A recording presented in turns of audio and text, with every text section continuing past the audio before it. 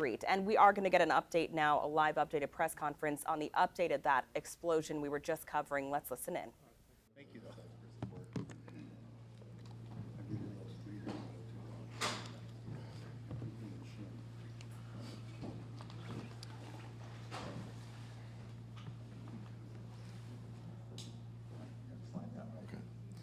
All right, good afternoon, everyone. Are we all set? There should be being distributed a list to you all of some contacts that you'll be hearing from this afternoon. Are we set? Are we good? Are we good? My name is Chris Barnett. I am the Orion Township Supervisor.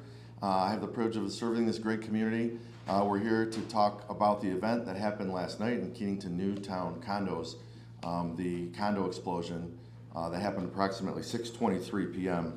I'm joined by our Fire Chief, Chief Ryan Allen, Sheriff Mike Bouchard, Chris Foltz, Consumers Energy Vice President of Gas Operations, Andrew Zaccanini from the Oakland County Emergency Management Team, Dave Goodlow, Orion Township Building Official, and others in the room who I will recognize in just a few moments.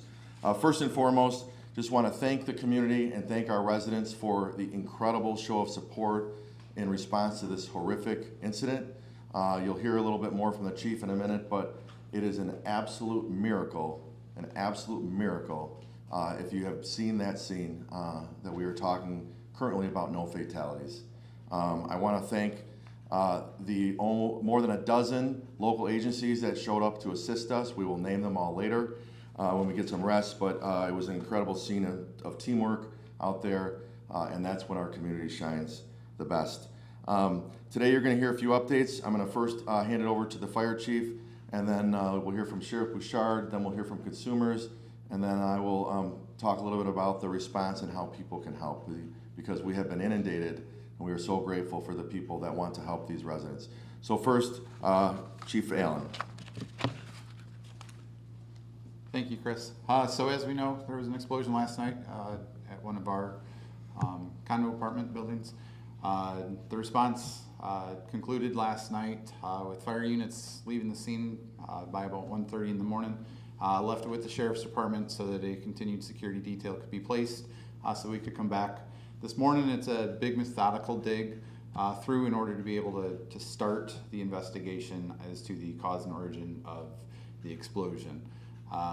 We were able to confirm this morning after talking with the hospitals that the two people that were transported to the hospital in serious condition, one person is in non-critical stable condition, and the other person is in guarded, which we consider a between serious and stable condition. So we are seeing improvements in their health. This morning, it was a combined effort between the Orion Township Fire Department's Fire Prevention Division, the County Sheriff's Department Arson Investigation, ATF, and multiple other agencies in order to 3D map the scene to be able to collect all the initial evidence that we're going to need in order to rebuild and reconstruct. Through the day today, and we did have some weather hampering, so we concluded operations somewhere around 1:30. The complete investigation we anticipate taking a little over a week to get even initial information, so I don't have a lot when it comes to what happened or the initial cause. At the current time, we are looking at having 18 units that are completely destroyed or need significant investigation in order to make sure they're safe for occupancy. There are another 12 units that are being questioned for their stability, and we'll have investigators, inspectors, and everything else out there over that time. Thank you. Sheriff Bouchard. First, I'd like to say thanks to the supervisor and to Chief Allen for their teamwork and partnership, not just on this, but every day. You know, we work together hand in glove, and that's when it really comes together, when you have a tragic event begin to unfold. That relationship and that constant connectivity really moves things along with a much faster situation. What their problem is my problem, and my problem is theirs, and whatever they need, I give them, and whatever I need, they give me. So I'd like to say thanks in advance for that partnership. Second, as you know, that was a big scene and a big call out, and we obviously sent every resource that they requested or needed from us, and other fire agencies and partners did the same, and that's also kind of a hallmark of Oakland County. Tragically, we've had a lot of things happen here, in the past couple of years, 3 years, and it's pretty finely honed, unfortunately, through tragedy. But that also allows us to get in front of things and sometimes prevent lives from being lost. Not only we try to prevent, the fire department looks at buildings before they're ready to be occupied, but how do you prevent? And then when you can't prevent, how do you mitigate? And so last night obviously was a mitigation, and to the supervisor's point that there was no fatalities, I think that's part and parcel. The other thing that I would mention is we posted on all of our social media the information from the supervisor's office about charities and where people can go to seek assistance if they've been displaced or other kinds of things, if they want to donate. It's the holidays, and we have a very generous community, so we know a lot of people are going to be looking for ways to help people that have been displaced or have been injured. We encourage you to look at our website or the townships, our Facebook and our social media. Those are bona fide locations. We also know there'll be people looking to make a profit off of this tragedy and set up false charities. So we encourage you not to give to something that's not either on the township social media or in their press release or on our social media, because we don't know who they are. And we saw that happen after numerous tragedies, whether it was Oxford or whether it was a splash pad. We've seen people try to profit criminally off of other people's pain and suffering. So I hate to say that, but that's the world in which we live. So we encourage people to check that out. Thanks. Thank you, Sheriff. And I'd like to invite Chris Foltz, Vice President from Consumers Energy. Thank you, Chris. As you know, when we were notified of the explosion last night, we dispatched crews to the scene. We could make the scene safe so that the firefighters could battle the blaze.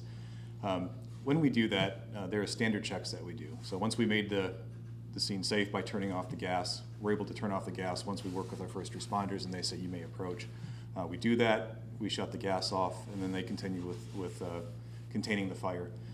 Then we perform standard checks on our system. So on our infrastructure to determine, is our system intact, are there any abnormalities? And those checks were completed, our system was intact, and no abnormalities found. So really, at this point, we'll continue to be in a support role then with Chief Allen as he continues his investigation, and any private party investigations that are scheduled for the customers' facilities will certainly be at the ready should they need any support there. But at this point, we're very thankful for our crews and their quick response and the close coordination last night with the fire team. Thank you, Chris. Chris? So that brings it back, and I will just say, this is the part that we are good at, our community, and this is in the after event, after the event of a tragedy, and this is where we shine. We were so supportive to our neighbors to the north in Oxford in the wake of their tragedy. Our residents stood up, and they are doing that again. And so we have been inundated. I want to talk about two things: the people that need help and the people that want to help. And I won't forget the Amazon driver either. I'll mention that in a moment. But first, the people that need help. We have a call line we started here, and I want to echo what Sheriff Bouchard said. I've already been texted from people saying we have these GoFundMes going, and we cannot verify them. But I can tell you this: if you need help or you want to help, you can call this number, our township line, 248-391-0304, extension 2009. Or you can email help@oriontownship.org, help@oriontownship.org. We will be helping direct you to some of our partners, whether you're wanting to donate or you need help. I can tell you some of the partners that we're working with and we've already met with this afternoon: the Red Cross, Love Inc., Love in the Name of Christ. That's where if people want to make donations or if they need financial support, we will be connecting them with Love Inc. We want to thank our church partners, Woodside Bible and Christ the Redeemer, who have stepped up instantly in the wake of the incident. Woodside will be our partner to help folks that are in need of clothes or food, or if people want to make donations, they can do that there at Woodside in Canterbury Village on Joslin Road.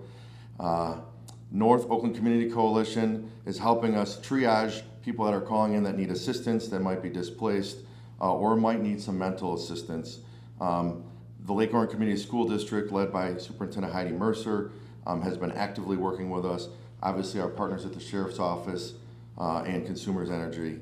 And also at Century Management, the management company of the association that's been affected by this tragedy. We do want to note that we were hopeful to get the person that we've heard from so many of you that you wanted to meet, the Amazon driver who was there. I was on scene right after and saw some of this unfolding. And he was headed here, but he sent this message. He's not going to make it. I'm not ready to be around a bunch of people, just happy I could have been there to help. All the recognition I need is between me and the gentleman and God. But I would love to visit that older gentleman if you could help me with that. So, true heroes, there were many heroes last night. And our real heroes we're going to see in the coming weeks of this tragedy as we support those 18 families that have been displaced. And we are all in. We are all in to make sure they have everything they need. And if you are interested in being all in with us, please use those resources I shared with you, that phone number, that email address. We will connect your resources to the right people and make sure it's done properly. And with that, thank you for being here tonight, and we would entertain any questions that anyone might have. Chris and Chief, can I ask you a quick question? Out there talking to people impacted by this, obviously they're shaken up. They pointed to, hey, we've had fires here before. I want to know if that is the case, if you've been out there for fires. And is this, how can this be prevented? What can the township and department do to go through the complex to see if there's problems, to see if it can be prevented? So, as in any community, as in any subdivision, I can say, yes, we've had fires there before, but we've had these types of incidents throughout the township. So this isn't specific to this place. These types of incidents happen anywhere or everywhere. So there's nothing, at least at the point in time right now, that we can say this is unique to this one community. As far as, and repeat the second part of the question again. What can the township do? Yeah. And speaking about this particular condo place, to go through, to make sure it's safe. We're already doing that. Dave Goodlow is our building official. His team was there last night. They're there this morning. One of the things that we're asking for residents that have been affected through email or that phone number, as we take their information and understand their concerns, we will be sending our teams into every unit to inspect anything they want. The consumers folks, as mentioned, are still on scene, I believe. We want our residents to feel safe in their places where they live. So we are all in on that as well, led by Dave Goodlow and our fire inspection team that's still on scene. And that's the other reason why we want those emails and phone calls come directly to us. So whether they need help with assistance because their vehicle was destroyed by the debris or they're afraid to sleep in their condo tonight, we will make them feel comfortable. I got a question for consumers, Guy. You said that you went through your system and everything seemed okay.